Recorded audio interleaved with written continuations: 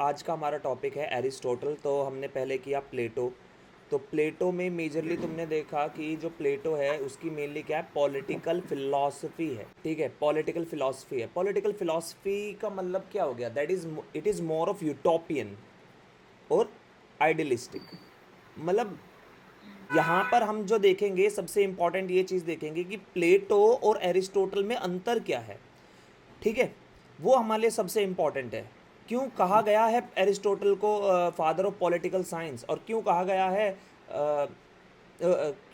Aristotle को father of political science, और क्यों कहा गया है प्लेटो को father of political philosophy. Okay, तो प्लेटो को हम कहते हैं father of political science and also constitutionalism and rule of law.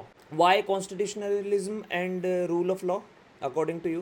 क्योंकि शायद उसने अपने इन सब चीज़ों की बात करी होगी अपने टाइम में स्पेशली। हाँ, बेसिकली ये एक तरीके का कॉन्स्टिट्यूशन प्रोवाइड करा रहा है। ठीक है, कॉन्स्टिट्यूशन कैसे प्रोवाइड करा रहा है? Through polity. ओके, सो और एक तरीके का जब कॉन्स्टिट्यूशन होगा, पॉलिटी फॉलो होगी, तो it is a rule of law.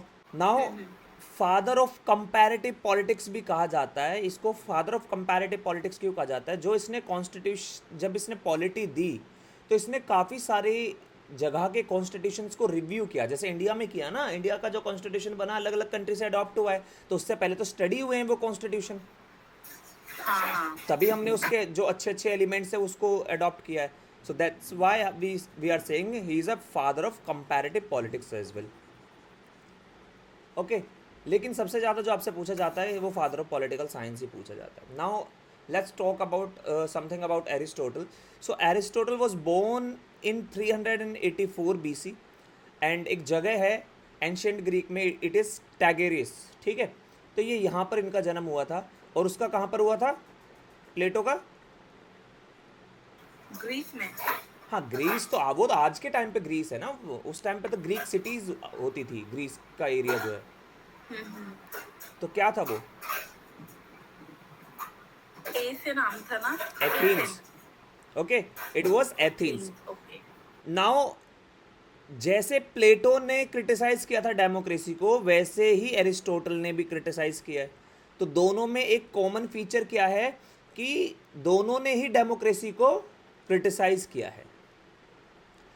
Now in दोनों के बीच में एक बहुत ही इम्पॉर्टेंट अंडरस्टैंडिंग ये है कि आप ये समझो, या डिफरेंस है तो वो आपको समझना पड़ेगा कि that Plato started with general principle to specific principle. ये लाइनें ना दो अच्छे से दिमाग में बैठा लेना, क्योंकि ये रिसर्च मैथडोलॉजी की लाइनें हैं।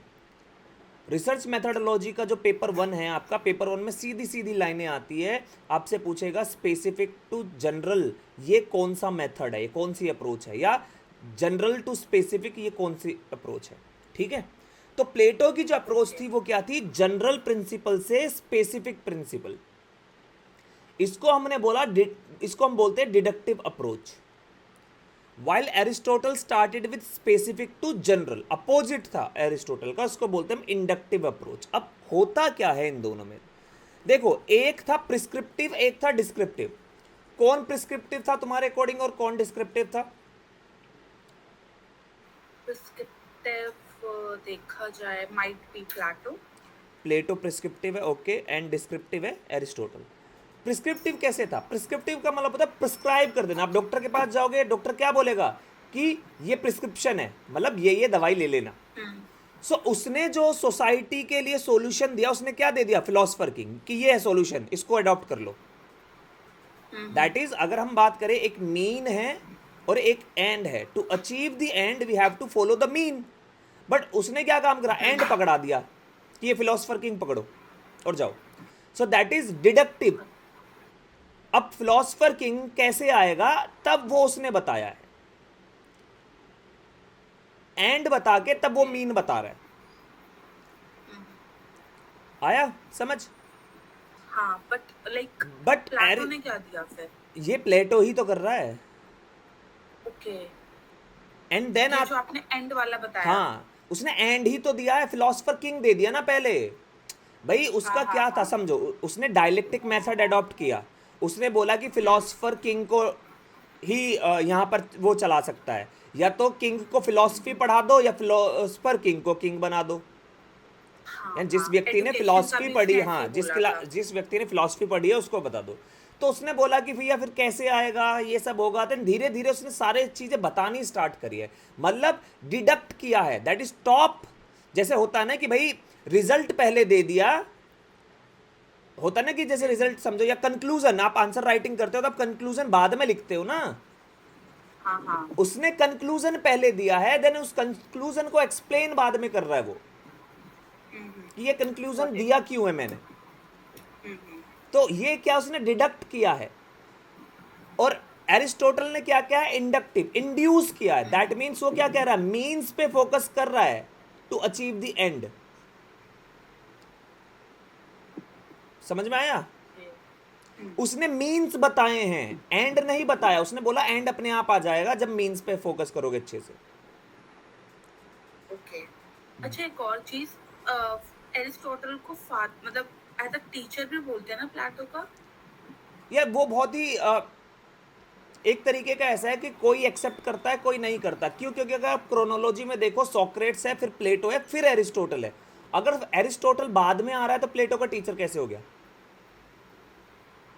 हाँ, ये तभी मैंने पूछा आपसे। ये बहुत कॉन्ट्राडिक्टरी है। कुछ लोग कहते हैं कि प्लेटो ही एरिस्टोटल है टाइप करके, या सोक्रेटिस एरिस्टोटल है। तो इतना ज्यादा दिमाग ना लड़ाओ, क्योंकि वो हमारे काम का है भी नहीं, वो पूछता भी नहीं है पेपर में।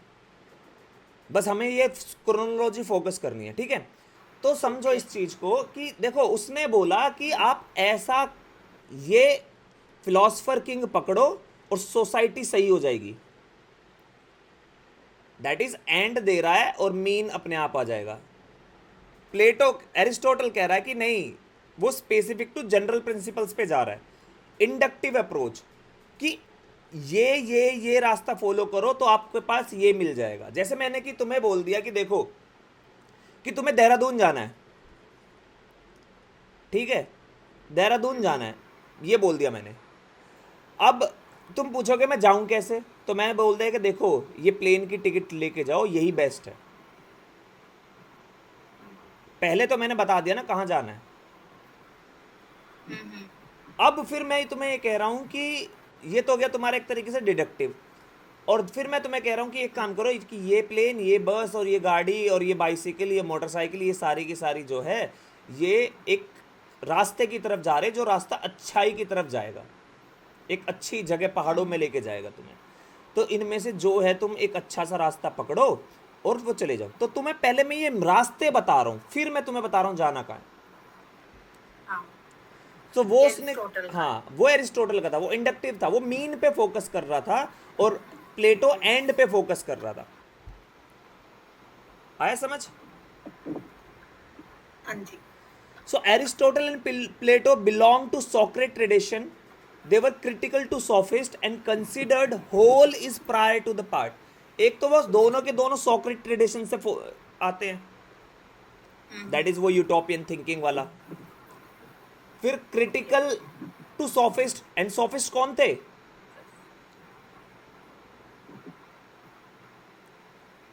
सोफिस्ट नहीं कौन थे? Idea.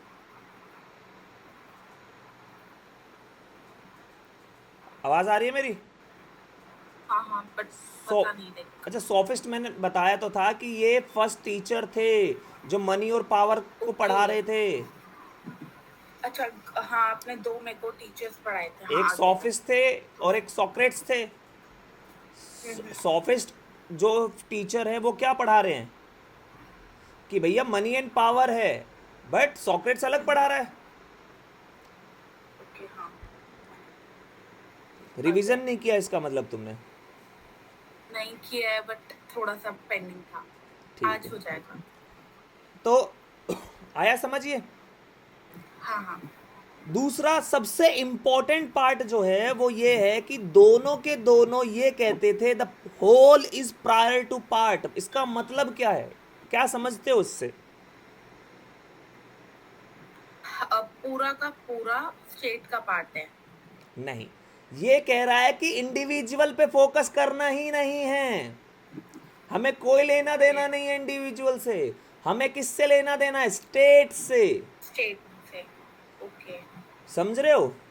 Whole is prior to the part. होल क्या है? ये स्टेट है।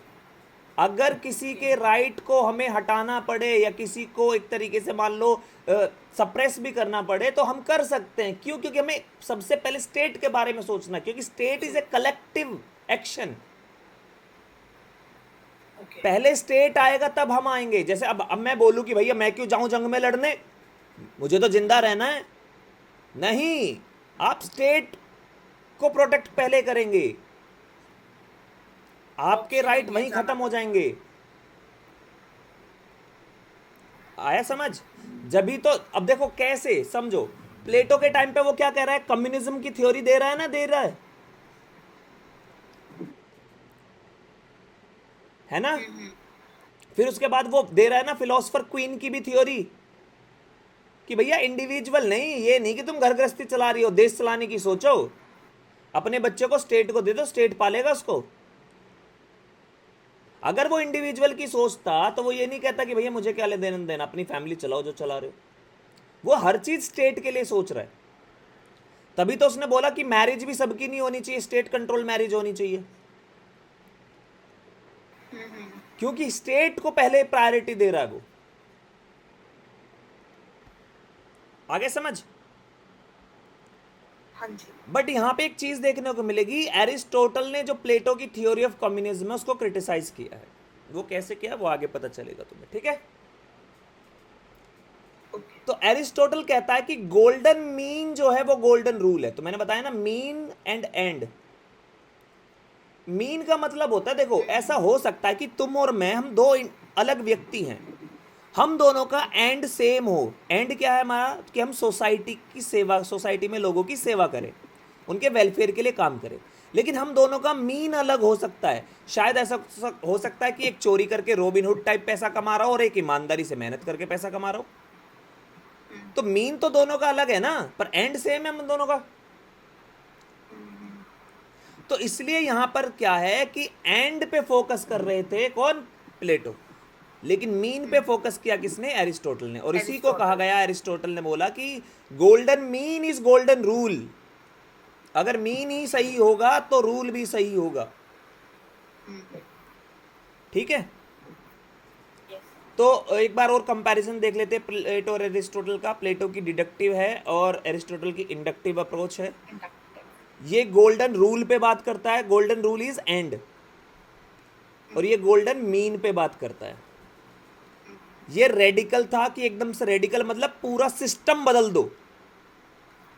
सिस्टम ही तो बदल रहा है भाई, पूरा फिलोसफर किंग ले आओ, कम्युनिज्म ले आओ, ये ले आओ, वो ले आओ, पूरा रेडिकल है ये कंजर्वेटिव है। ये कह रहा है कि पूरा सिस्टम मत बदलो यार, बस उसके तरीके बदल दो थोड़े से। अब पूरा सिस्टम बदल दोगे, ये एंड है ना। हाँ हाँ। और ये क्या है? मीन जो है मीन। उसमें चेंजेस लेके आ रहा है। ठीक है? हाँ जी। Now Plato was perfectionist and Aristotle was moderate. कि आप, वो ये कहता था कुछ भी परफेक्ट नहीं हो सकता है भाई, आपको तरीके बदलोगे वही परफेक्ट होगा एक तरीके से। आप सोच रहे हो कि ऐसा कर दो वैसा कर दो, जैसे मैंने तुम्हें बताया ना कि अगर तुम सोचो कि डेली 8 घंटे पढ़ोगी, 6 महीने में पेपर है, तो वो आराम से तुम्हारा नेट जेआरएफ क्वालिफाई हो जाएगा। ये तो तुम सोच रही हो ना भाई, ये तो तुम सोच रही हो। वहां गई, पता चला कीबोर्ड ही खराब मिल गया तुम्हें। वहां पता चल रहा है कि तुम्हें स्ट्रेस हो गया एकदम से, या एंजाइटी हो गई। समझ रहे हो? There are various factors apart from that. जब आप ये सोच रहे हो कि मैं ऐसा ऐसा करूंगा तो ऐसा हो जाएगा, दैट्स अ परफेक्शनिस्ट माइंड की उपज। बट आप जब हर चीज कंसिडर करके चले कि यार देखो मैं तो अपनी तरफ से ये मेहनत करूंगी, ट्राई करूंगी, अब हुआ तो हुआ, ना हुआ तो कोई बात नहीं, बट मैं अपना 100% दूंगी, दैट इज आप मीन पे फोकस कर रहे हो। लेकिन जब आप ये सोच रहे हो कि 8 घंटे पढ़ूंगा और 6 महीने तक तो मेरा रिजल्ट आ जाएगा, तो आप रिजल्ट पे फोकस कर रहे हो कि ये हो जाएगा, आप मीन पे नहीं कर रहे हो। क्योंकि मीन को आपने सही से एक्सप्लेन ही नहीं करा कि भाई बीच में बहुत सारी प्रॉब्लम भी आ सकती है। देयर आर वेरियस स्टेजेस और and the various problems. Okay, okay. Now important works देखते हम। तो जो सबसे इंपॉर्टेंट वर्क है ना, वो एक तो आता है आपका निकोमैकिन्स एथिक्स करके है। प्लेटो इसका एरिस्टोटल का। यहाँ पर इसके अंदर उसने एक थ्योरी दी है जिसको हम बोलते हैं यूडीमोनिया करके एक है, ये देख लेना। अगेन मैं जैसे मैंने बताया कि मेरे को लैटिन वर्ड ज़्यादा प्रोनाउंस नहीं हो पाते हैं, दैट्स माई ड्रॉबैक, तो वो अपने आप देख लेना। बस ये वर्ड इंपॉर्टेंट है। इस वर्ड का मतलब क्या है, यहाँ पे ज़्यादातर लोगों की खुशी के बारे में बात की गई। इसके अंदर Plato gave the term of happiness. सबसे इंपॉर्टेंट क्या है, हैप्पीनेस। एंड उसने आइडिया ऑफ गोल्डन मीन दिया है इसी के अंदर। तो आपसे पूछ लेगा कि आइडिया ऑफ गोल्डन मीन किस में दिया है, या हैप्पीनेस, या ये वाला जो टर्म दिया है ये कहाँ पर दिया है। इट इज ये वाला जो आपका निकोमेकियन एथिक्स है इसके अंदर, ठीक है। ओके। नाउ इसकी जो नेक्स्ट है आपका पॉलिटिक्स, ये बहुत इंपॉर्टेंट है। इसमें ही डिफाइन पोलिस। अब पोलिस मैंने बताया था एक सिटी है, वैसे ही उसने भी बनाई थी अपनी एक कैलीपोलिस करके यूटोपियन सिटी प्लेटो ने, है ना, एज ए कोइनोनिया, ठीक है। कोइनोनिया का मतलब क्या है, एक पॉलिटिकल एसोसिएशन है। जो सिटी होती है ये होता क्या है, पॉलिटिकल एसोसिएशन। और मैंने बताया था पॉलिटिकल एसोसिएशन क्यों, क्योंकि आप धीरे धीरे उसको लेके आए हैं एग्जिस्टेंस में, है ना। वो बाय नेचुरल ही आ गई है, एक तरीके से लाए नहीं हो, वो धीरे धीरे अपने आप ही बनती चली गई है, ठीक है। यहीं पर एक व्यक्ति है मैक्सी, उन्होंने एरिस्टोटल को क्या बोला, that he is the first political scientist. क्यों बोला, because of his work of politics. जो पॉलिटिक्स की किताब है उनकी, उसकी वजह से मैक्सी ने बोला कि he is the first political scientist. क्यों, क्योंकि अगेन मैंने बताया कि उन्होंने काफी सारे कॉन्स्टिट्यूशन भी कंपेयर किए थे, and that is little scientific approach. पहले वाले साइंटिफिक अप्रोच नहीं रख रहे, फिलोसफिकल अप्रोच है। सोल के बारे में क्या बोला एरिस्टोटल ने, सोल के बारे में बोला कि there are 3 types of soul that is similar to the Plato. एक न्यूट्रिटिव होती है, एक सेंसिबल होती है, एक रेशनल होती है। तो अगर मैं प्लेटो वाला समझाऊं तो it is golden, it is silver and it is copper, ठीक है। न्यूट्रिटिव यानी कि यार जिसको भूख लगी रहती है हमेशा, सेंसिबल यानी कि थोड़ा सा समझदार है, रेशनल जो हर तरीके के सही फैसले ले सकता है, ठीक है। तो ये उसने 3 तरीके की सोल बताई हैं। नाउ अब आते हैं थ्योरीज ऑफ एरिस्टोटल की, और एरिस्टोटल की जो थ्योरी है वो सबसे इंपॉर्टेंट स्टेट की है। इवन तो प्लेटो ने भी स्टेट पे ही बात की है सबसे पहले। तो एरिस्टोटल ने कहा है कि देखो, a man is by nature a political और सोशल एनिमल। भाई सोशल है ना, सबसे पहले मैंने तुम्हें बताया था ना कि अकेला नहीं रह सकता। और धीरे धीरे वो, हाँ, धीरे धीरे वो जो भी काम करता है that is a part of political system, ठीक है। ह्यूमन बाय नेचर पॉलिटिकल होता है भाई, और बाय नेचर ही सोशल होता है। आप 2, 3, 4 महिलाओं को साथ में बैठा दो, एकदम से पूरा का पूरा फ्लो ऑफ कम्युनिकेशन स्टार्ट हो जाएगा। सोशल एंड पॉलिटिकल दोनों। सोशल कैसे कि एक की खबर दूसरे को बताना, इंटरेक्ट करना, तुम्हारे घर में क्या चल रहा है, मेरे घर में क्या चल रहा है टाइप। और पॉलिटिकल कैसे कि भैया उनको पता है कि कैसे राजनीति भी चलानी है ना। तो भैया कैसे पॉलिटिक्स खेलनी है, किसके बारे में क्या बोलना है, क्या नहीं बोलना, ठीक है, क्या क्या एसोसिएशन बनानी है, क्या समीकरण बनाने हैं। तो इन्होंने बोला कि जो स्टेट है it is the highest of all association. जितनी भी एसोसिएशन है उसमें स्टेट सबसे हाईएस्ट एसोसिएशन है। कैसे, जैसे मैंने तुम्हें पहले बताया था कि पहले फैमिली आई, फिर विलेजेस आए, फिर स्टेट आया। पहले इंडिविजुअल्स आए, फिर फैमिलीज आई, फिर वहाँ पे जो मैंने ट्राइब बताई थी, ट्राइब कोई विलेज समझ लो, ट्राइब और विलेज, एंड देन स्टेट का एग्जिस्टेंस आ गया। तो upward flow of delegation of power हो रहा है ना। जब तुम वो पढ़ोगे ना पब्लिक एडमिनिस्ट्रेशन, तो उसमें एक वर्ड आता है डेलीगेशन ऑफ पावर। तो डेलीगेशन क्या होता है, हॉरिजॉन्टल होता है और वर्टिकल होता है। और वर्टिकल में क्या होता है, अपवर्ड होता है और डाउनवर्ड होता है। तो ये कौन सा वाला है, अपवर्ड, ठीक है। जैसे अब क्या होता है कि इलेक्शन आते हैं, इंडिविजुअल लोग वोट करते हैं, एमपी एमएलए को चुनते हैं, एमपी एमएलए जाएगा सीएम और पीएम को चुनेगा, ठीक है, और प्रेसिडेंट को चुनेंगे ये। तो ये क्या है, हमारा वोट ही तो एक तरीके से अपवर्ड डेलीगेट होके गया है भाई। And this is how the state came into the existence. Right. Yes. तो यहाँ पे बोला गया कि देखो फैमिली सबसे पहले आई, काफी सारी फैमिली मिलके विलेज बने और काफी सारे विलेजेस मिलके देन स्टेट आया। तो स्टेट इज नेचुरल, ठीक है। नाउ उन्होंने ये बोला कि देखो one who can live without a state is either beast और the god, but he can not be a man. Okay. जैसे एक फैमिली में जो फादर है वो भी स्टेट है, गांव में एक जो गांव का प्रधान है वो भी स्टेट है, और जो सारे गांवों को मिला के एक सिंगल अथॉरिटी है वो भी स्टेट है ना। स्टेट ऐसा कुछ नहीं है कि भैया स्टेट में यही चीज होनी चाहिए, मैंने तुम्हें बताया कि स्टेट में होना क्या चाहिए,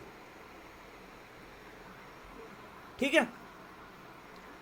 now the authority of master is different from the authority of statesman. अब उन्होंने बोला कि जो मास्टर की अथॉरिटी है ना वो स्टेटमैन की अथॉरिटी से बहुत अलग है। कैसे? Who is the master? Master is basically the head of the family and he has the absolute authority. Master कौन है? वो हेड ऑफ द फैमिली है and that person has the absolute authority. और एब्सोल्यूट अथॉरिटी किसको दी गई थी? Philosopher king को। That means उसको मास्टर बोल दिया, दैट मीन्स वो हेड ऑफ द फैमिली हो गया। सब के हर चीज के जीवन के डिसीजन कौन लेगा? ये फिलोसफर किंग। लेकिन वो कह रहा है स्टेटमैन अलग होता है, मास्टर अलग होता है। आपने मास्टर को स्टेटमैन बता दिया, मास्टर स्टेटमैन नहीं है। तो स्टेटमैन है कौन? He is the head of the state, state का हेड होता है। एंड अगर स्टेट का हेड है तो उसको एब्सोल्यूट अथॉरिटी नहीं होनी चाहिए, because it can turn into the chaos, dictatorship. आया समझ? हाँ जी। Why you need to understand. जो फैमिली है वो डायरेक्टली किसी व्यक्ति का यूनियन है पूरा, लेकिन तो उसके अंदर डिसीजन मेकिंग हो सकती है। लेकिन जो दूसरी फैमिली है वो उसका फैसला थोड़ी ले देगा, हाँ। है ना। उसका हेड मास्टर, उसका खुद का मास्टर लेगा, फिर इसका अलग लेगा। और स्टेट क्या है? इन सब का कॉम्बिनेशन है। अब स्टेट इन सब का कॉम्बिनेशन है तो इनमें से कोई एक ही तो स्टेट को लीड करने जाएगा, किसी एक घर में हाँ से। हाँ। तो वो दूसरे घर के फैसले कैसे ले सकता है भाई? तो उसके पास एब्सोल्यूट अथॉरिटी नहीं होनी चाहिए, गॉट इट। ठीक है। क्यों? एट द एंड क्या कर सकता है वो? एक्सप्लॉइट कर सकता है उस क्यों? चीज को, केओस हो हाँ। जाएगा। मान लो नहीं पसंद आ रही दूसरी फैमिली तो उसके अगेंस्ट जा सकता है और दूसरों को फेवर कर हाँ सकता हाँ। है। और अपने बेनिफिट के हिसाब से भी काम कर सकता है हाँ अगर कोई दुश्मनी हो दूसरों से तो। वही, और ऐसा हम देखते हैं आज की पॉलिटिक्स में। तो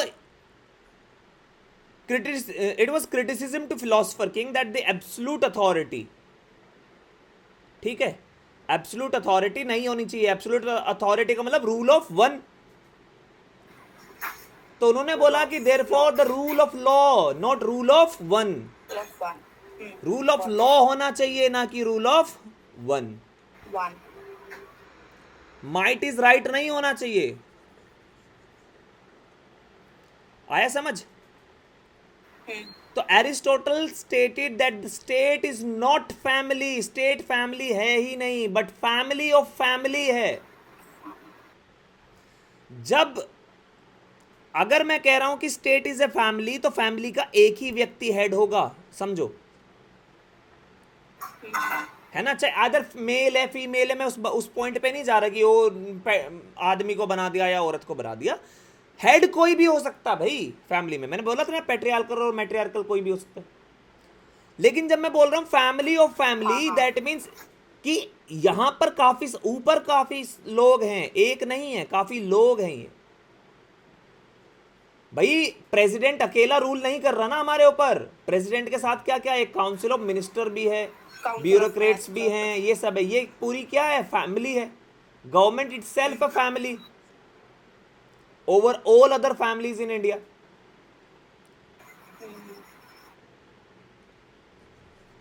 है ना। या पार्लियामेंट ले लो, भाई समझो इस चीज को, मान लो अशोक था, तो अशोक ने जो बोल दिया, या चंद्रगुप्त मौर्य ने बोल दिया, इट इज अ स्टेट। क्या हो गया, एक तरीके की फैमिली बन गई है, तो कि भैया ये मालिक है, ये डिसीजन ले रहा है। लेकिन आज के टाइम पे क्या है, पूरी की पूरी काउंसिल है या फिर पार्लियामेंट है, तो भैया सबका पार्टिसिपेशन है ना। It is a family of family as well. Now family run by master, that is philosopher king, absolute power, and family of family, that is statesman, no absolute power. Statement power, ऊपर वाला प्लेटो, नीचे वाला Aristotle. हाँ, ठीक है। whether man is prior to state or state is prior to man continues to remain a matter of debate। आज तक ये डिबेट चलती है कि मैन स्टेट से पहले है या स्टेट मैन से पहले है। आप देखोगे, थ्योरीज देखोगे, जो लिबरलिज्म की थ्योरी आती है ना, वो यही कहती है कि man is prior to the state. जो कंजर्वेटिव्स की थ्योरी है वो ज़्यादातर क्या कहती है, state is prior to the man. भाई अगर हर किसी को हर किसी के अधिकार दे देंगे तो भैया हम जल्दी बर्बाद हो जाएंगे, समझो। अगर हर आर्मी वालों को एक चॉइस मिल जाए कि देखो सैलरी तो ले रहे हो ठीक है, लेकिन लड़ना ना लड़ना वो तुम्हारी जिम्मेदारी है, तो कोई लड़ने जाएगा? नहीं जाएगा, नहीं जाएगा भाई। अगर हम इंडिविजुअल को ऑप्शन दे देंगे, स्टेट को हम बाद में सोचे कि भैया ठीक है बचेगा तो बचेगा, ना बचे तो कोई बात नहीं, है ना। तो वही है, ये आज भी डिबेट चलती है बहुत सारे लोगों में। और ये खासकर डिबेट पता कौन करते हैं, जो इस फील्ड में रहे हैं, उसको जानते हैं, वो हमेशा बोलेंगे स्टेट प्रायोरिटी पे है। जो बिल्कुल मेरे अकॉर्डिंग छुई मुई है ना, जो आज के टाइम में खासकर जेनजी जनरेशन होने लगी है, क्योंकि देखो हम तो बेल ट्रीटमेंट वाले लोग हैं, हमें तो प्रॉपर बेल ट्रीटमेंट मिला है लाइफ में, तो हमें पता है कि भैया कैसे एकदम सीधे चलना है, कैसे ये चीज़ें काम करती है। अगर आज की जनजी की जनरेशन पे हल्का सा प्रेशर डालो, गैल एकदम से डिप्रेशन में आ जाते हैं, समझो भाई। अगर वो आर्मी में कैसे सरवाइव करेंगे भाई, state is going to be fragile.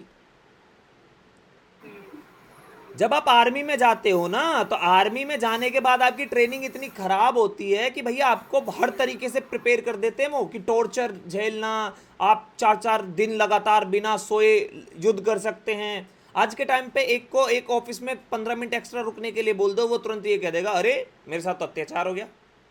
ऊंची आवाज में थोड़ा सा बोल दो कि अरे तुम तो बदतमीज हो, समझ रहे हो, दे आर फ्रेजाइल, बहुत ही सॉफ्ट है वो, क्योंकि उनको बहुत ही पैम्पर करके रखा गया है। They have never lived in a very harsh environment. क्या होता है कि देखो, शायद तुम क्या, कोई भी मेरी इस बात को क्रिटिसाइज करेगा, बट समझो जब कोविड का टाइम आया, तो क्या होता है कि जितनी गंदगी में हमारी बॉडी रहती है, हमारे जो बॉडी है वो ऑटोमेटिकली उस चीज को अडॉप्ट करना स्टार्ट कर देता है, यानी कि इम्यून सिस्टम स्ट्रांग होने लगता है। जितना ज्यादा आप साफ क्लीन एरिया में रहो, उतना ज्यादा इम्यून सिस्टम क्या होने लगता है, वीक होने लगता है, क्योंकि उसको लड़ने की वो नहीं मिल रही। तो जैसे ही कोई बीमारी आएगी, वो इम्यून सिस्टम अच्छे से फाइट नहीं कर पाता और बहुत जल्दी बीमार पड़ जाएगा। ये जो व्यक्ति है जो हमेशा कचरे में, कूड़े में, गंदगी में रह रहा है, उसका इम्यून सिस्टम स्ट्रांग हो गया, तो उसका छोटी मोटी बीमारियों का फर्क नहीं पड़ता। हमारे यहाँ खांसी जुकाम नॉर्मल हो गए निकल जाते हैं, वेस्ट में आप जाइए उनको हल्का सा भी हो जाएगा, एकदम से डॉक्टर की अपॉइंटमेंट चाहिए उन्हें बहुत, समझो, है ना, क्योंकि अडॉप्ट होती है हमारी बॉडी उसी तरीके से। एक टर्म आता है एंटी माइक्रोबियल रेजिस्टेंस, एएमआर।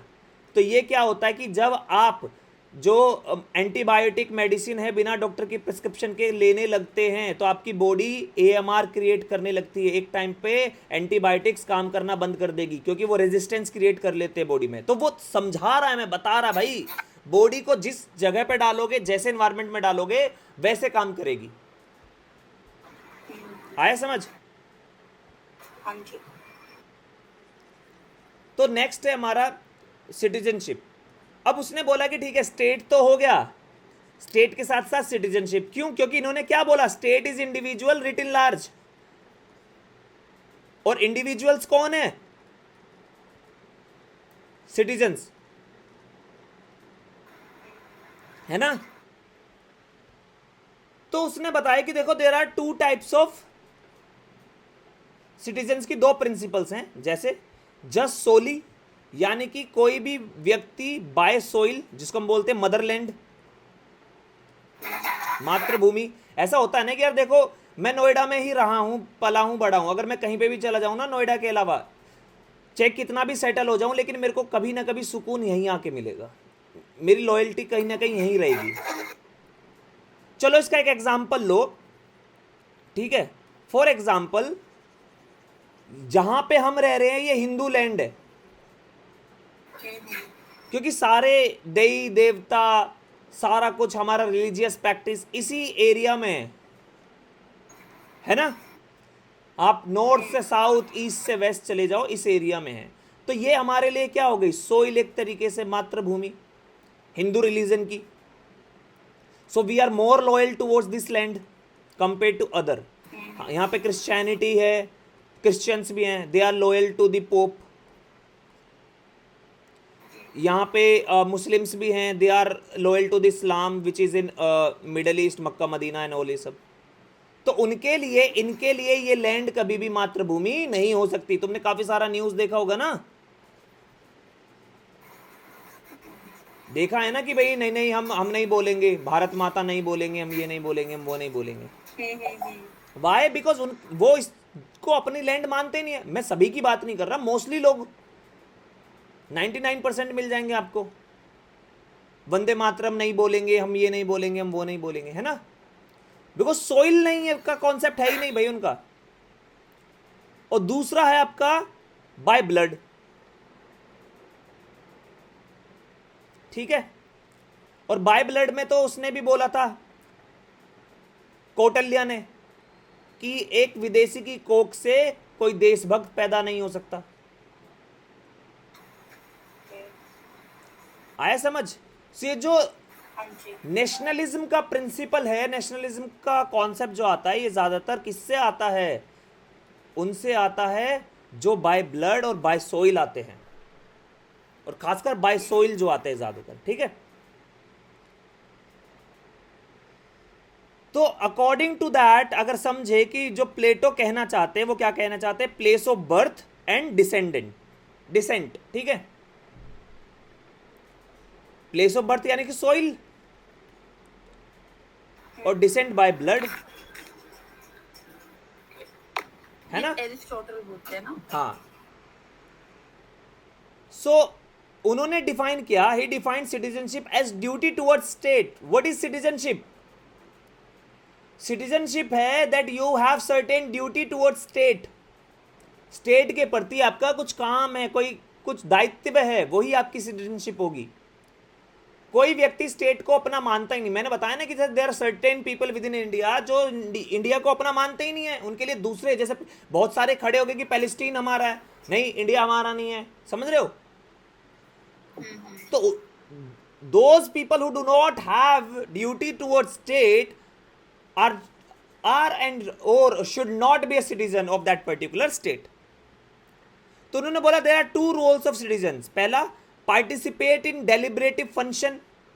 जो स्टेट का फंक्शन है, डेलिबरेटली उसमें पार्टिसिपेट करना चाहिए। जैसे आप समझो, जब वोटिंग होती है तो आप देखते हो ना कि यार इस वाले स्टेट से 60% वोट टर्न आउट हुआ है, मतलब 100 में से सिर्फ 60 लोग ही वोट देने गए हैं, मतलब 100 में से 60 लोगों ने ही पार्टिसिपेट किया इन डेलिब्रेटिव फंक्शन, 40 लोगों ने नहीं किया। और ये 40 लोग फिर ये कहेंगे कैमरे पे खड़े होके कि अरे सरकार तो अच्छा काम नहीं कर रही है। तो आपने तो पार्टिसिपेट ही नहीं किया भैया उस फंक्शन में, आप कैसे बोल रहे हो? आया समझ? देन दूसरा है participate in justice function. Citizen के दो ही काम हैं, एक तो डेलिब्रेटिव फंक्शन में, यानी कि whether it is development and all everything, safety and security, and दूसरा जस्टिस।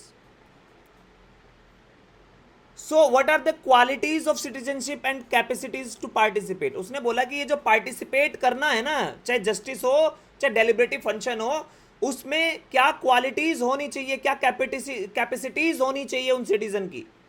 उन्होंने बोला कि man of reason and courage, जो भी व्यक्ति मैन ऑफ रीजन है एंड करेज है, ये दो व्यक्ति ही कैपेबल है। And second, owner of the property. क्यों ओनर ऑफ द प्रॉपर्टी? क्योंकि सोइल वाला कॉन्सेप्ट आ गया, और reason and courage, soil and blood वाला कॉन्सेप्ट आ गया। ओके। ठीक है, एक तरीके से। तो इन्होंने बोला रीजन एंड करेज, तो मैंने तुम्हें क्या बताया था, there are 3 types of soul. एक ये सबसे नीचे, फिर ये मीडी वाला, और फिर ये अपर वाला। तो ये रीजन है, ये करेज है, ये एपेटाइट है, और जिसको एरिस्टोटल ने न्यूट्रिटिव बोला है। तो इसको पार्टिसिपेट करने का, यानी इसको सिटीजनशिप नहीं होनी चाहिए, सिर्फ इन दोनों ये को। बोलता है, ये बोलता लाइक ये एरिस्टोटल बोलता हाँ, ये एरिस्टोटल बोला, क्योंकि रीजन और करेज बोला है ना, एपिटाइट नहीं बोला उसने कि कौन पार्टिसिपेट करेगा है। इस ये तो फंक्शन में। गलत हुआ सर, हैं? देखा जाए तो एक तरह से गलत अभी भी हुआ, अभी but अब एक तरह से ठीक भी अभी है। इसको डिस्कस करेंगे। समझो, पहला उसने ये बोला कि ये तो होना ही होना चाहिए, इसमें से इसको सबको नहीं हटाया इसने बोला ओनर ऑफ प्रॉपर्टी, अगर इसमें से कोई ओनर ऑफ प्रॉपर्टी है तो वो भी अलाउड होगा। क्यों होगा? क्योंकि मैंने बताया ना, सोइल का कॉन्सेप्ट। भाई देखो, अगर मान लो मेरी यहां पे, जहां मैं यहां रह रहा हूं, ये कॉलोनी है, इस कॉलोनी में अगर कोई दंगा कर रहा है और दंगे में किसी का घर फूक रहा है, तो वो वही फूकेगा जिसका खुद का घर नहीं होगा, क्योंकि उसको पता है बेटा दूसरे के घर में आग लगाएगा तो जलेगा तो तेरा भी। तो that person is attached to the soil, attached to the property. समझो कि अगर वॉर हो जाए किसी कंट्री के साथ, तो क्या हम अपनी ही कंट्री पे हमला थोड़ी कर देंगे भाई, दूसरे की पे करेंगे ना। वाई? टू प्रोटेक्ट माई।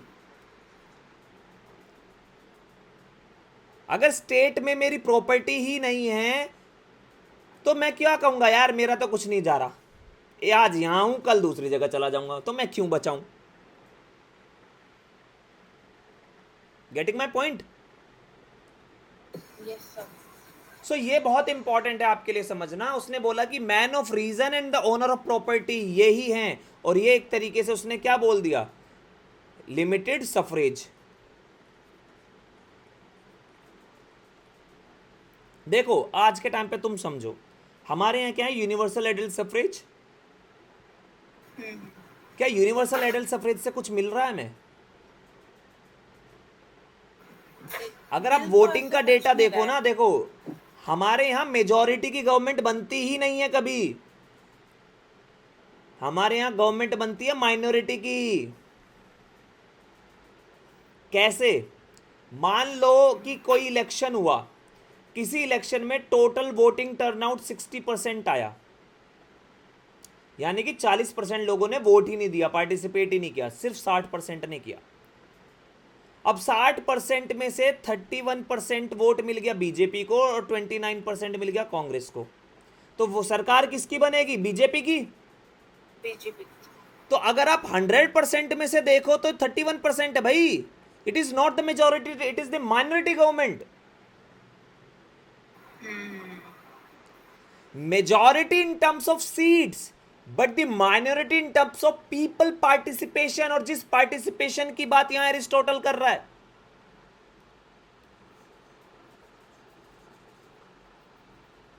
आया समझ? हाँ जी सर। तो वो यही कह रहा है कि पार्टिसिपेशन उन्हीं का होना चाहिए भाई। अब मान लो देखो, एक गरीब आदमी झुग्गी झोपड़ी में रहने वाला, उसे तो अपनी स्कीम्स के बारे में भी नहीं पता, उसे तो सिर्फ ये पता है कि भैया उसके घर में खाना आ रहा है या नहीं आ रहा, ठीक है। और उसे ये क्या पता, जैसे मैं तुम्हें एक एग्जांपल देता हूं, चलो। क्या हुआ 1990s में, जैसे ही एलपीजी की पॉलिसी आई, उससे पहले हम सोशलिस्ट पॉलिसी अडॉप्ट कर रहे थे। सोशलिस्ट पॉलिसी में हम फार्मर्स को सब्सिडीज भी दे रहे थे, है ना। अब फार्मर्स को सब्सिडी दे रहे, सोशलिस्ट पॉलिसी चल रही है, लेकिन हमें मजबूरन एलपीजी पॉलिसी अडॉप्ट करनी पड़ी, बिकॉज हम एक इन्वायरमेंट में रह रहे हैं, जो इन्वायरमेंट में फॉरेन कंट्रीज भी है, इंटर कंट्री डिपेंडेंस भी है, ट्रेड भी होता है, बहुत सारी चीजें। एलपीजी अडॉप्ट किया, उसके बाद क्या आया, WTO आया, वर्ल्ड ट्रेड ऑर्गेनाइजेशन आया 1995 में। वर्ल्ड ट्रेड ऑर्गेनाइजेशन में एक एग्रीमेंट होता है, AOA, एग्रीमेंट ऑन एग्रीकल्चर, और वो यहाँ पे ये कहते हैं कि आपको ये सब्सिडीज हटानी पड़ेंगी। क्यों हटानी पड़ेगी समझो, क्योंकि ग्लोबलाइजेशन का मतलब क्या हो गया कि अब इंडिया में कोई भी कंपनी आके व्यापार कर सकती है, विदेशी। अब विदेशी कंपनी व्यापार कर सकती है, तो समझो कि एक कंपनी है रिलायंस और एक कंपनी है गूगल। गवर्नमेंट रिलायंस को सब्सिडी दे रही है, तो उसका प्रोडक्ट, मान लो दोनों के दोनों एक प्रोडक्ट बना रहे हैं, मान लो एक्स, प्रोडक्ट एक्स, दोनों ने प्राइस 100 रुपए रखा है, ठीक है, प्राइस तो सेम है, बट हम क्वालिटी पे जाएंगे, फिर जिसकी क्वालिटी अच्छी उसका प्रोडक्ट ले लेंगे, क्वालिटी एंड सर्विस अच्छी है ना। हाँ जी। लेकिन गवर्नमेंट बोल दे कि रिलायंस को मैं 50 रुपए की सब्सिडी दूंगा, तो रिलायंस का प्रोडक्ट क्या हो जाएगा, 50 रुपए का। गूगल का सेम प्रोडक्ट कितना का हो जाएगा, 100 रुपए का। तो 100 लोग रुपए किसका का। प्रोडक्ट खरीदेंगे, रिलायंस का, रिलायंस का। Which is against the concept of competition. Market में जो कॉम्पिटिशन होता है, और ये बिजनेस कभी फ्लरिश नहीं करेगा। तो उन्होंने बोला कि आप ये सब्सिडीज हटाओ। अब फार्मर को तो नहीं पता ना कि भैया विदेश, इंटरनेशनल लेवल पे क्या चल रहा है, कैसे इकोनॉमीज चलेंगी। उसको तो बोल देगा कोई आके कि वोट चोरी कर ली या आपके खाते से पैसा चुरा लिया, वो तो समझेगा अरे हाँ ये तो बड़ा आदमी है, पढ़ा लिखा है, ये शायद हमें सही बता रहा होगा। क्या उस व्यक्ति को पता है कि जो वो वोट डाल रहा है वो सही में डाल रहा है? उसका वोट, देखो वोट हमेशा अनड्यू इन्फ्लुएंस से होना चाहिए, और यहां पे ये क्या है, इन्फ्लुएंस्ड है। और ये जो व्यक्ति है, man with reason and courage, ये इन्फ्लुएंस नहीं होगा। यार जो बिजनेसमैन है, पढ़े लिखे लोग हैं, जिनको इकोनॉमिक्स का थोड़ा बहुत पता है, उनको तो पता है ना कि वोट डालते समय क्या सोचना है, कैसे देखना है, अर्थव्यवस्था कैसे चल रही है, कैसे नहीं चल रही। तो वहां पे ये कह रहा है कि अब सपोज मान लो समाज में आपने ऐसे लोगों को वोट दे दिया जो इग्नोरेंट हैं, बस 500 रुपए लिए, या एक दारू का पौवा लिया, या फिर एक चिकन खाया, पार्टी अरेंज हो गई और उठा के वोट दे दिया उसको। क्यों? क्योंकि वो ये समझते ही नहीं है कि फॉर एग्जांपल एक ग्राम प्रधान है, ग्राम प्रधान इलेक्शन से पहले दबा के पैसा खर्च करेगा। उन्हें लगता है कि अरे प्रधान अपनी जेब से खर्च कर रहा है, लेकिन ये जेब से नहीं कर रहा, वो प्रधान बनते सबसे पहले ये पैसा चूसेगा, यहां से ये निकाल लेगा सारा। और ये पैसा जो निकाला है वो कहां से निकाला है, वो फंड जो इन लोगों के डेवलपमेंट के लिए आया था। तो इसलिए क्या इन ऐसे लोगों को वोट डालने का अधिकार होना चाहिए, ये क्वेश्चन था। मतलब the participation in the state की बात हो रही है कि क्वालिटीज एंड कैपेसिटीज किस तरीके की होनी चाहिए, ठीक है।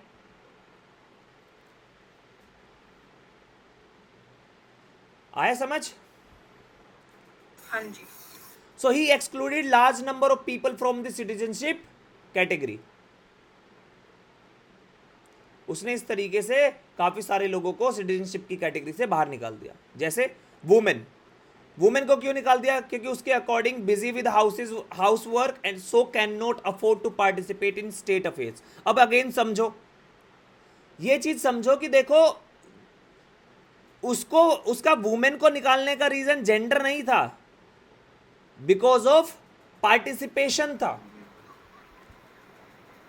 दोनों में अंतर होता है, देखने का नजरिया होता है। अगर एक वुमेन इस हाउस होल्ड वर्क में ना फंसे, वो जैसे प्लेटो ने बोला ना कि भैया अपने बच्चे को स्टेट को दे दो वरना वो हाउस होल्ड के काम में फंस जाएगी, तो वो सीखेगी कब? अर्थव्यवस्था को कैसे सीखेगी, स्टेट क्राफ्ट कैसे सीखेगी, लड़ना कैसे सीखेगी, एक्स्ट्रा एक्सेट्रा एक्सेट्रा, ठीक है। तो उसको ये पार्टिसिपेशन दो। बट यहां पर यह देखा जा रहा था कि कितना भी बोल लो, प्लेटो वॉज फिलोसफिकल, प्लेटो के कहने से वो घर से बाहर नहीं आ जाएगी भाई। जिस मां ने एक बच्चे को जन्म दिया है, that is emotionally attached to that child. एकदम से ऐसा नहीं होगा पैदा हुआ और नर्स को दे दिया कि ले जा। वो कहीं ना कहीं वहां पे ऑक्यूपाइड रहेगी, और जब वो ऑक्यूपाइड रहेगी तो वो कभी खुद को डेवलप नहीं कर पाएगी। और जब वो नहीं कर पाएगी तो इस वजह से उसने क्या काम करा, उसको एक्सक्लूड ही कर दिया, ठीक है। बच्चों को, children, why? Because they are immature. Old people because they are not physically fit. Slaves because they neither have reason, और ना ही प्रॉपर्टी है उनके पास, ठीक है। Only adult male can possess citizenship qualities. and he became source of inspiration to the civic republicanism. इसी से इसका एक कॉन्सेप्ट निकल के आता है, सिविक रिपब्लिकनिज्म. रिपब्लिक. ये थोड़ा सा पढ़ के आना, नेक्स्ट क्लास में मुझे बताना व्हाट इज सिविक रिपब्लिकनिज्म. ठीक है. ओके. नाउ अब हम प्रॉपर्टी पे बात करें, तो प्रॉपर्टी पे उसने क्रिटिसाइज किया प्लेटो का कम्युनिज्म, क्योंकि उसने क्या कहा था कि किसके पास प्रॉपर्टी होनी चाहिए, सिर्फ जो ना तो अपर क्लास रीजन वाले के, ना ही करेज वाले को, उसके बाद जो है उनके पास प्रॉपर्टी होनी चाहिए. नीचे वाले. हाँ हाँ. तो उसने क्रिटिसाइज किया. इन्होंने बोला देखो propertied class are man of reason, so it is useful institution. जो प्रॉपर्टी होती है जिस भी व्यक्ति के पास, वो मैन ऑफ रीजन होता है, इसलिए it is a useful institution. कैसे? फॉर एग्जाम्पल, कम्युनिज्म का सबसे बड़ा ड्रॉबैक क्या है कि देखो, अगर मैं तुम्हें बोलूं कि भाई तुम अगर दिन में एक शूज बनाओगी तो तुम्हें एक शूज का 100 रुपये मिलेगा, तो तुम कोशिश करोगी कि भाई कम से कम 10 शूज बना के मैं 1000 रुपये ले उठा ले जाऊं. अगर मैं तुम्हें बोलूं कि भैया तुम 1 बनाओ या 1,00,000 बनाओ, मेरे को कोई लेना देना नहीं है, मिलेगा तुम्हें 100 ही, तो तुम क्या काम करोगी? तुम 1,00,000 बनाओगी या 1 बनाओगी, विच इज द मिनिमम. एक ही बनाऊंगी. यहाँ पे मिनिमम का कॉन्सेप्ट आएगा, यहाँ पे मैक्सिमम का कॉन्सेप्ट आएगा. मैक्स. तो क्यों? कि because you are getting this money. तो वैसे ही अगर आपको प्रॉपर्टी एक्वायर करने का मौका मिले तो आप ज्यादा से ज्यादा काम करेंगे. मान लो आप क्यों इतना कंपनी में यार सरदर्द करोगे, इतना वो करोगे, because you are getting the good benefit ना. इंसेंटिव मिल रहा है, आप सोच रहे हो बड़ा घर खरीदने का, बड़ा बड़ा वो बड़ी गाड़ी खरीदने का, ये वो. अगर आपको ये सब मिलेगा ही नहीं तो आप क्या करोगे? अरे ठीक है, ज्यादा मेहनत करने की क्या जरूरत, एट द एंड खाना तो दाल रोटी है. सो उसने बोला कि प्रॉपर्टी एक बहुत यूजफुल इंस्टीट्यूशन है, जिसकी वजह से उसने लेबर थ्योरी दी, labour theory of property. So person have rights to own property which is product of efforts. यानी कि जिस भी व्यक्ति ने अपने जो भी एफर्ट्स लगाए हैं उसके बेस पे उसको प्रॉपर्टी ओन करने का राइट होना चाहिए. होना चाहिए. भाई आर्मी में मैंने, ठीक है, मैं मेरे को नहीं है लालच, बट मैंने अपना पूरी मेहनत करी, अब मेरा रिटायरमेंट का टाइम आ गया, तो भैया अब मेरे को तो चाहिए ना कि मैं अपनी जिंदगी अच्छे से गुजार सकूं भाई, सुकून से. अगर उसके बाद भी, इतनी मेहनत करने के बाद भी मैं स्ट्रगल कर रहा हूं, तो क्या क्या फायदा फिर मेरी उस मेहनत का? Getting my point? यस. तो उसने ये लेबर थ्योरी दी है प्रॉपर्टी की. Now he identified the properties in 2 types, 2 ways. ठीक है, 2 तरीके की प्रॉपर्टी है. एक है एनिमेट स्लेव और एक है इनमेट लाइक हैंड. ठीक है, there are 2 ways of property. एक को बोला है एनिमेट स्लेव्स और एक को बोला है inanimate, that is like hand, यानी कि मटेरियल होल्डिंग जिसको हम कहते हैं. ठीक है. ओके. और प्रॉपर्टी में 3 तरीके के सिस्टम बताए हैं उसने, जैसे कि there should be a common ownership to the common use. जैसे कि एक्चुअल कम्युनिज्म है ना, एक्चुअल कम्युनिज्म की क्या है कि सबका होगा और सब यूज करेंगे. जैसे कि कॉमन पार्क समझ लो एक तरीके से, जो पार्क है वो सबके पैसे से बना और सभी यूज कर रहे हैं, तो he was against of it. इस तरीके के ओनरशिप ऑफ प्रॉपर्टी से वो अगेंस्ट था. फिर उसने बोला कि common ownership but individual use. भैया पैसा तो सबका गया है सरकारी खाते से, क्योंकि टैक्स तो मैंने भी दिया था, बट पार्क को एक ही व्यक्ति यूज करेगा, तो ये भी गलत है, ये एक्सप्लोटेटिव हो गया फिर तो, क्योंकि जिन लोगों से पैसा आया है उनको एक्सप्लॉइट कर लिया. तो उसने बोला कि देखो इंडिविजुअल ओनरशिप और common use, individual ownership but common use. क्यों? क्योंकि जैसे ये प्रॉपर्टी है ये मेरी है भाई, ठीक है, तो ये हमेशा मेरी रहेगी और इससे मेरे को एक सेंस ऑफ बिलोंगिंगनेस आएगा, है ना. और यहाँ पे भैया कोई भी फंक्शन हो रहा, आओ कोई भी टेंट लगा के अपने फंक्शन कर लो and all, why we are using for as a common purpose. जैसे धर्मशाला बना दी, मान लो एक ओनर मैं हूं बट कोई भी आके रह सकता है, सो सकता है भाई। तो एट द एंड हमेशा उसको ये रहेगा that I have something.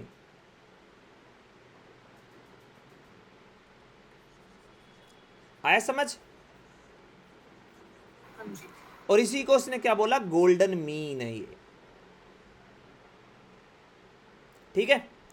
So it can increase in equalities in society, so he suggested to pay tax और contribute part of his property to state for welfare. उसने बोला कि देखो कुछ लोगों ने बोला कि ऐसा करोगे तो ऐसा हो सकता है कि सोसाइटी में बहुत ज्यादा इनइक्वालिटीज आ जाए। समझ में आया? अगर आप इंडिविजुअल ओनरशिप ले आओगे ना, तो सोसाइटी आज के टाइम पे है ना कि बहुत सारे लोगों के पास घर नहीं है और बहुत सारे लोगों के पास बड़े बड़े घर हैं, तो ये तो इनइक्वालिटी हो गई ना। तो उसने बोला कि ऐसे केस में क्या करना है कि ये लोग क्या काम करेंगे, जिनके पास बड़े बड़े घर हैं, ये टैक्स पे करेंगे एक अच्छा खासा, ताकि ये जिनके पास घर नहीं है इनके सोशल वेलफेयर के लिए यूज हो सके। आज के टाइम पे यही हो रहा है ना, गवर्नमेंट जो ज़्यादा कमाता है उससे उतना ज़्यादा टैक्स लेती है और सोशल वेलफेयर की स्कीम चलाती है। तो ये चीज़ें स्टार्ट हो रही है, धीरे धीरे आएगी, फिर और डेवलप होगा, और डेवलप होगा। And it is similar to Gandhi's theory of citizenship. ये गांधी की जो थ्योरी ऑफ सिटीजनशिप है उससे सिमिलर है। नाउ स्लेवरी आएगा, ठीक है, इसको करेंगे हम नेक्स्ट क्लास में, स्लेवरी वाला। अभी के लिए तुम इतना ही करो।